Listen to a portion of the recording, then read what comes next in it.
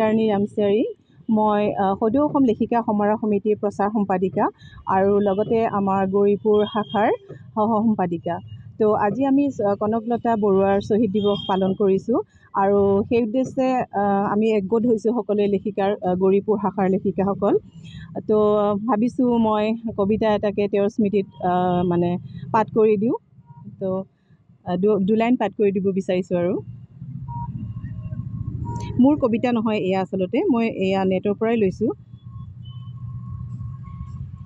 আজি যেন বৰঙাবাৰী কঁপি উঠিছে, দেশভক্তি শ্লোগানেৰে আকাশ ৰজনজনাইছে।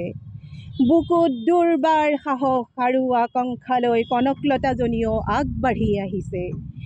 আগবাঢ়িছে মৃত্যু বিজয়ী বৰঙাবাৰী গাঁৱৰ জীয়ৰী। আকাশ লংঘি মুখৰ ধ্বনি, উন্মাদ ৰজা সাহসকৰ দল, হতবাক ৰূপহী বালিকাৰ তাণ্ডৱ দেখি। বৰঙাবাৰী ধূলি মাকতি লগা কনকলতা এজনী চঞ্চলা ৰূপহী। স্বাধীনতাৰ বাবে তাই যেন সদায় বলিয়া।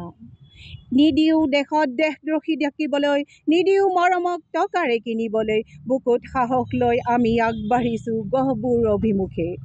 বন্দে মাতৰম, বন্দে মাতৰম, বন্দে মাতৰম, বন্দে মাতৰম। মই সদৌ অসম লেখিকা সমাৰোহ সমিতিৰ গৌৰীপুৰ শাখাৰ কাৰ্যকৰী সভানেত্ৰী অঞ্জলি শৰ্মা। কি আছিল কাৰ্যসূচী আজি আপোনাৰ? আজি কাৰ্যসূচী হ'ল 42ৰ গণবিপ্লৱত আত্মবলিদান দিয়া শ্বহীদ বীৰাংগনা কনকলতা বৰুৱাৰ আজি স্মৃতি দিৱস। 1942 চনৰ এই 20 ছেপ্টেম্বৰ দিনটোতে তেখেতে শ্বহীদ হৈছিল। ব্ৰিটিছ পুলিচৰ গুলীত আত্মবলিদান দিছিল। গহপুৰ থানাত জাতীয় পতাকা উত্তোলন কৰিবলৈ যোৱা কাৰ্যসূচীত অংশগ্ৰহণ কৰোঁতে তেখেতে ব্ৰিটিছ পুলিচৰ গুলীত শ্বহীদ হৈছিল।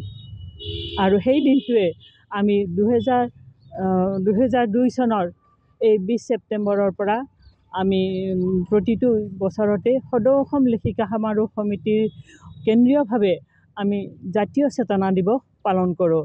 আজি এই জাতীয় চেতনা দিৱস জাগিৰোড শাখাৰ তত্বাৱধানত জাগিৰোড শাখাৰ আতিথ্যত কেন্দ্ৰীয়ভাৱে অনুষ্ঠিত হৈছে আৰু গোটেই অসমৰ যি শাখাসমূহ আছে, সদৌ অসম লেখিকা সমাৰোহ সমিতিৰ শাখাসমূহ আছে, এই শাখাসমূহত জাতীয় চেতনা দিৱস কনকলতা বৰুৱাৰ স্মৃতিত আমি পালন কৰি আহিছোঁ।